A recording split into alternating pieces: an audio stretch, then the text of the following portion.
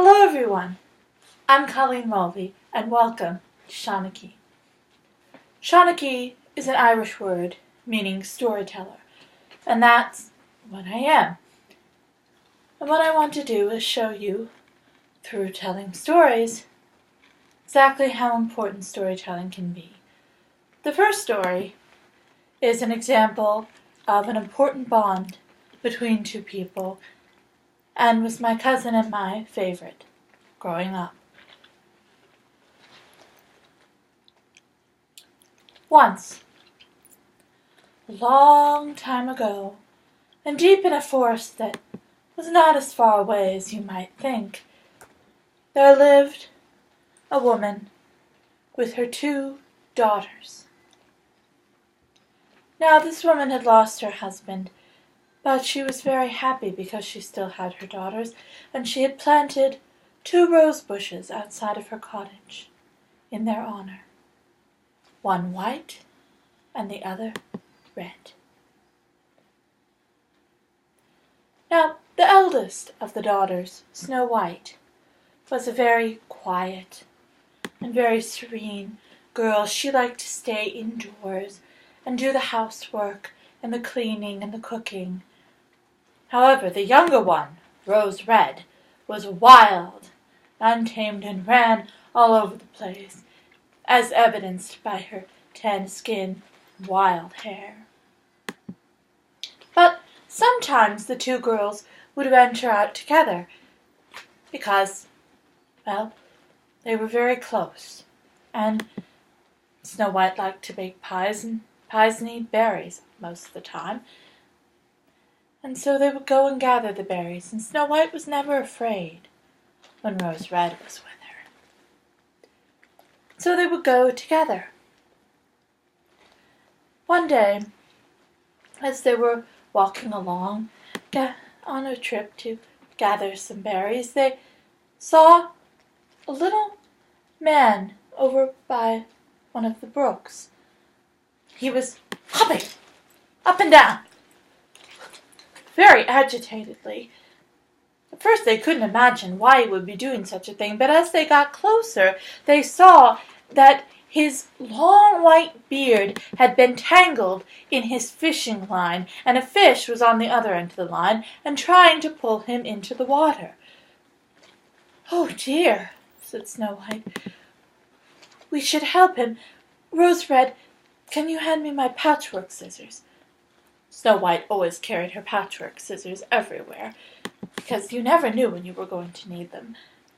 So Rose Red handed them to her, and Snow White went up to the little man and said, "Try your best to hold still a moment." She cut him free. Well, you might expect that this little man would say thank you or try to thank them in some other way, but instead he snapped at them. "You foolish girls! Do you have any idea what you've done? It took me years to grow that beard to a perfect length, and now you've ruined it." "Excuse me," said Rose Red. "We were trying to save your life." "That's as may be," muttered the little man. "Oh, very well. I will let you off with a warning this time, but next time we meet I won't be so friendly." And he disappeared. "Well," said Snow White, "he was rather rude." "Yes," said Rose Red. "Well, let's go home."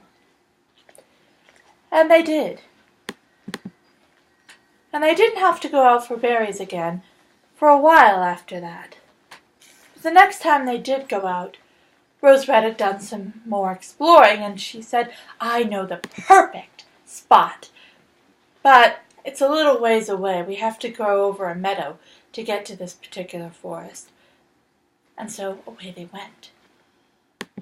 They reached the other end of the meadow. They found their berries and were on their way back when they saw an eagle flying very low for an eagle. It appeared to be clutching something in its talons that was struggling voraciously. Then they heard the screeches, "Help! Help!" As they looked closer, they saw it was that same little man. "Oh, no," said Rose Red. "We have to help him," said Snow White. "No matter what he said." "Fine," said Rose Red. She found a rock and chucked it at the eagle. Not close enough to hurt it, just enough to scare it.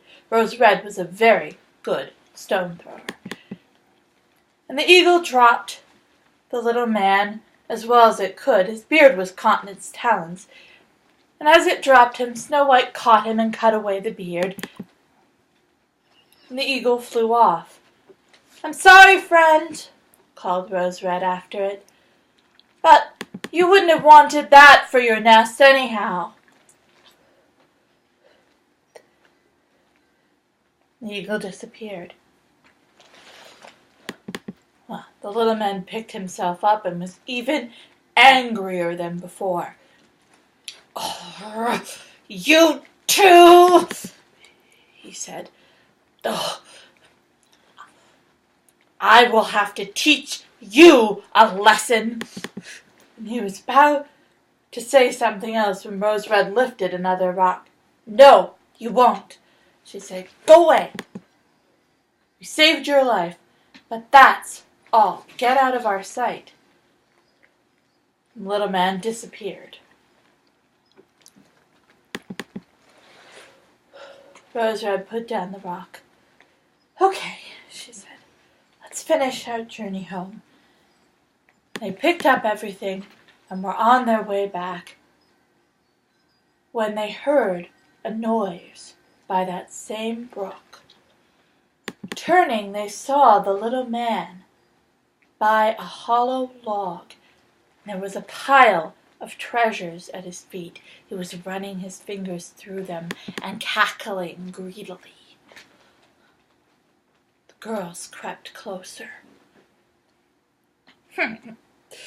"Little man, they'll never find it. None of them."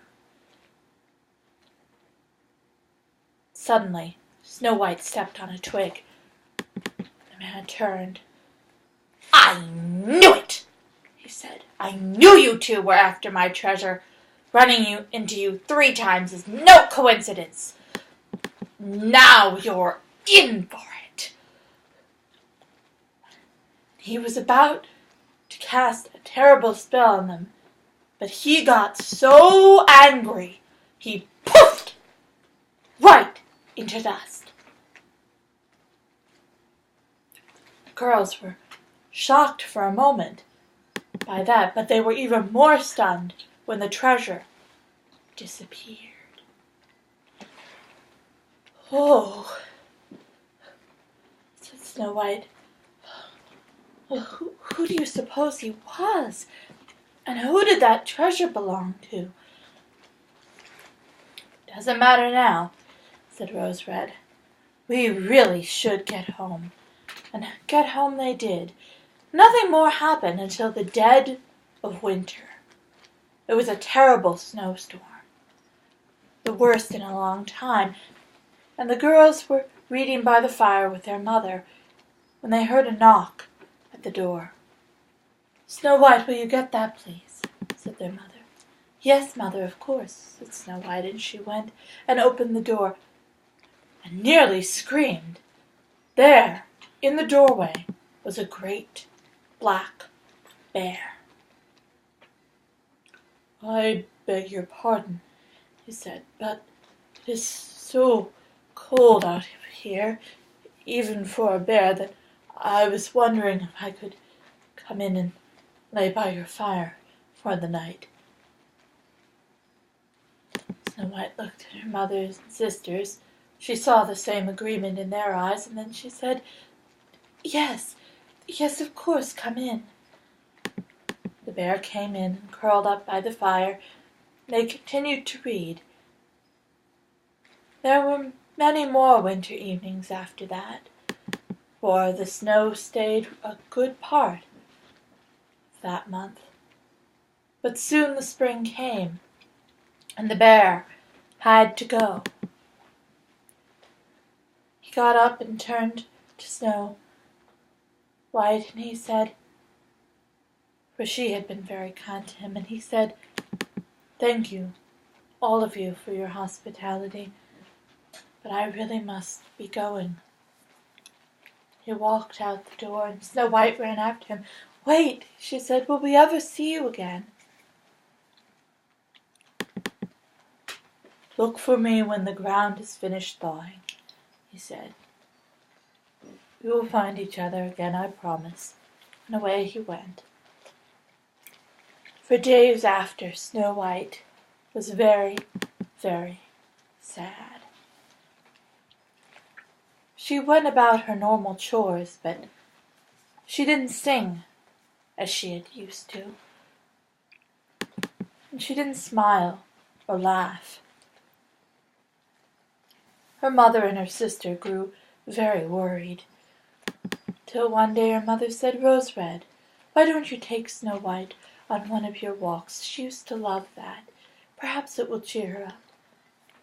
"Good thinking," said Rose Red. "I'll see what I can do."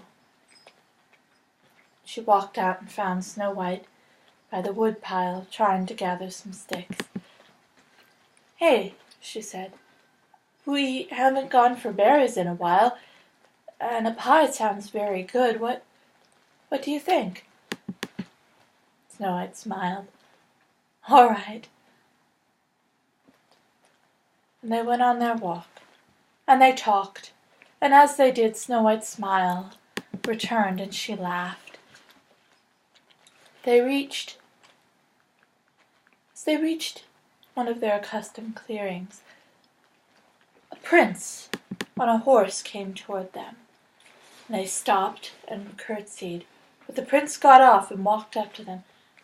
"Excuse me," he said, "is one of you Snow White?" Snow White looked up.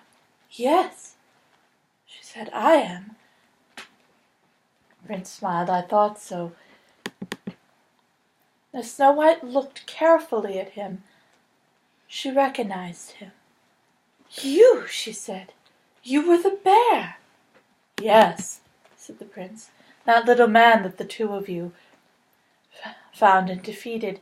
He was one of the black dwarfs, the evil ones that live in the mountains, and he cursed myself and my family and stole our treasure. The two of you broke that curse.